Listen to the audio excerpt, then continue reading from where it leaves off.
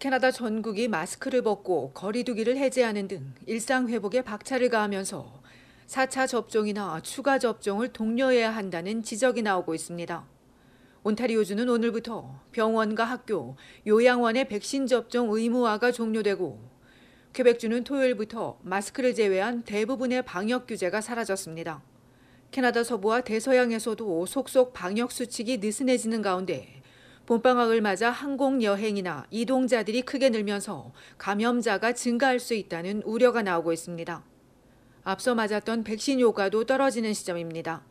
때문에 전문가들은 면역이 저하되거나 면역 기능에 이상이 있는 환자, 그리고 60세 이상 등 위험군은 중증으로 갈 확률이 높은 만큼 백신을 추가 접종해야 한다고 권고했습니다.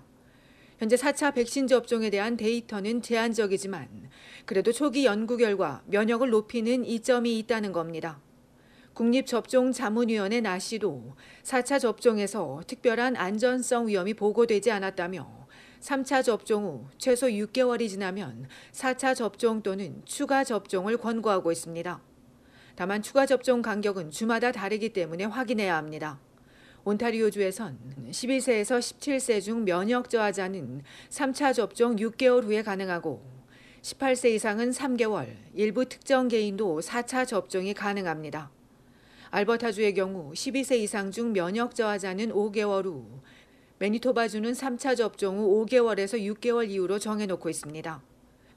캐나다에선 현재까지 5세 이상 인구의 84.6%가 코로나19 백신 접종을 마쳤고 추가 접종률은 47.8%입니다.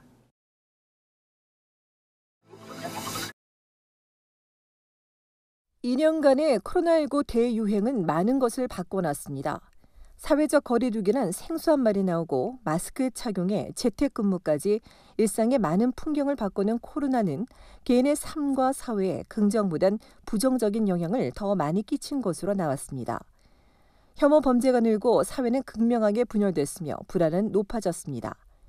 2020년 한 해 신고된 혐오 범죄는 2,669건으로 캐나다 역사상 최악의 수준입니다. 특히 아시아계 인종에 대한 공격이 크게 늘었습니다. 코로나 방역 규제부터 마스크 착용, 트럭기사 시위 이르기까지 사회적 갈등과 분열이 극명하게 드러나며 심화됐습니다. 개인 일상도 크게 바뀌었습니다. 캐나다인의 절반에 가까운 41%가 삶이 고달퍼졌다고 답했는데 특히 젊은 세대에선 3명 중 2명이 일상이 변했고 최악의 2년을 보냈다는 소수 응답도 나왔습니다. 또 10명 중 7명은 여행을 가지 못했고 진료를 연기하거나 중요한 치료와 수술을 받지 못해 인생에 큰 차질이 빚어졌다는 응답자도 많았습니다. 친구나 가족과의 만남이 제한되면서 관계가 더 소원해졌다는 불만이 높았으며 반대로 더 좋아졌다는 응답은 14%에 불과했습니다.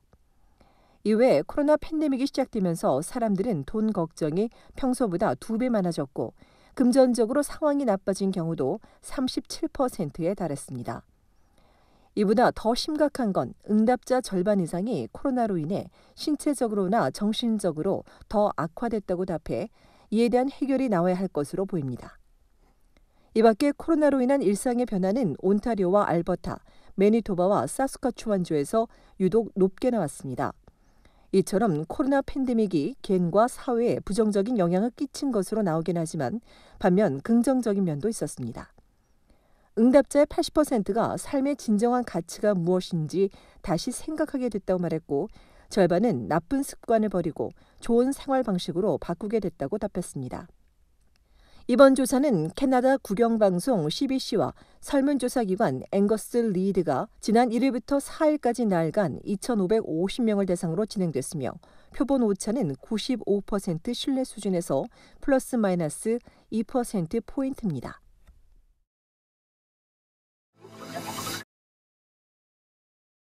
온타리오주 토론토 한인회가 진행하는 첫 번째 국토대장정 완주팀 30명이 조기에 마감됐습니다.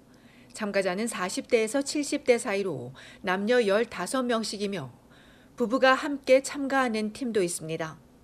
이들 완주팀 이외에 구간 참가자를 모집하는데 첫날인 24일과 마지막 날인 5월 5일에 참여할 수 있습니다.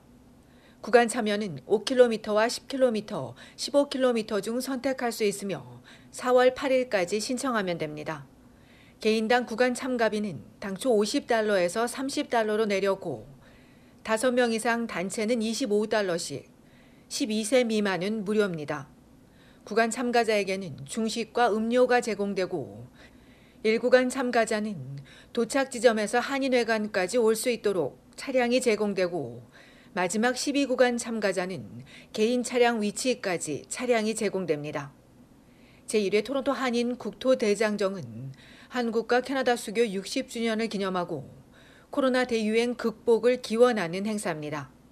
토론토 한인회관을 출발해 뉴캐슬과 벨빌, 사우스 프론트낙 등 보행자 우선 루트를 따라 모두 398km를 11박 12일 동안 걸어 오타와 국회의사당에 도착하게 됩니다. 앞서 1월 23일과 2월 20일 두 차례 차량 답사를 다녀온 준비팀은 3월 4일과 5일 도보 답사를 다녀왔으며 예비 차량과 응급요원, 경찰 협조 등의 안전 계획도 함께 수립하고 있습니다.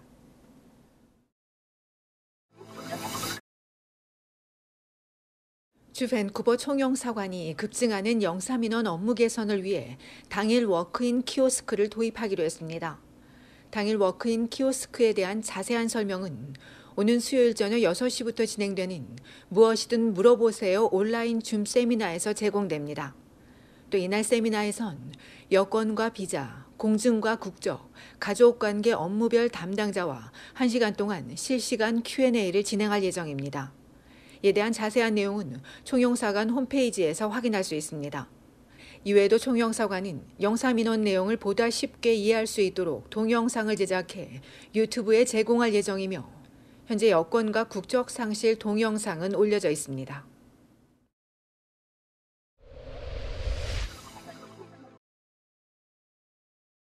온타리오주 놀스역에서 무장 강도 사건이 발생해 경찰이 각별한 주의를 당부하고 용의자가 찍힌 영상 제보를 주변 상가에 부탁했습니다.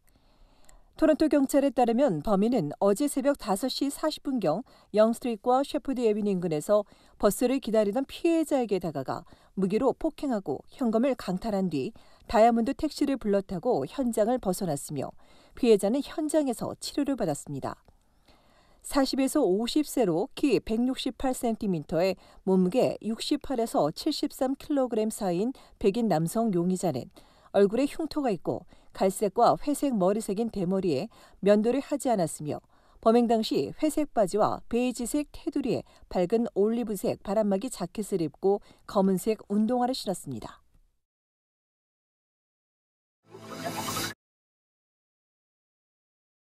지난 토요일 새벽 3시 온타리오주 401 고속도로 벨빌 서쪽에서 밴과 세미트럭이 부딪히는 사고가 발생했습니다.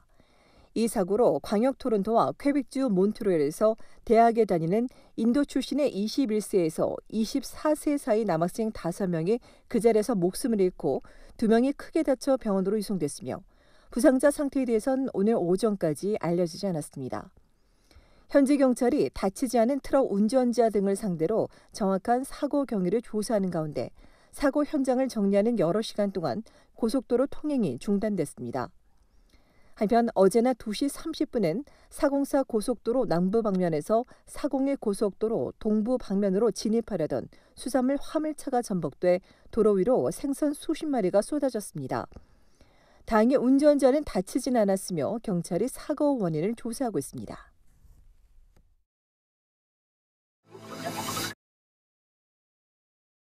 온타리오주 토론토 경찰이 유니온역에서 여성들만 골라 성범죄를 저지른 용의자를 체포하고 추가 피해자들의 제보를 기다리고 있다고 밝혔습니다.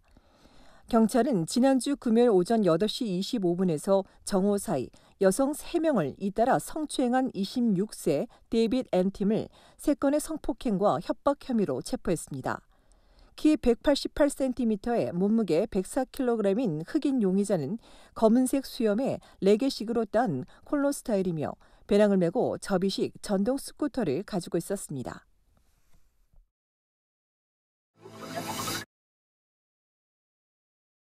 코리안 몬스터 류현진이 2022 시즌 준비를 위해 미국으로 향했습니다.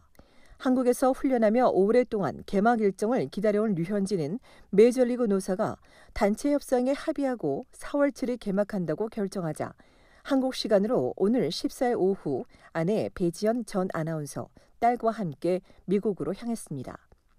토론토로 이적해 2020년 부동의 에이스에서 올해 3선발로 꼽히는 상황에서 류현진이 자신의 목표인 30경기 이상 등판해서 2점대 평균 자책점을 이루며 에이스 자리를 되찾을 수 있을지 주목되고 있습니다. 토론토 블루제이스는 뉴 에이스 호세 베리오스, 케빈 가우스먼 이외에 일본인 왼손 투수 기쿠치 유세이와 계약하며 우승을 향한 버튼을 눌렀습니다. 미국 플로리다주 더니든의 스프링 캠프를 차린 블루제이스는 오는 18일부터 시범 경기를 시작하고 4월 8일 텍사스 레인저스와 홈 개막전을 치르게 됩니다.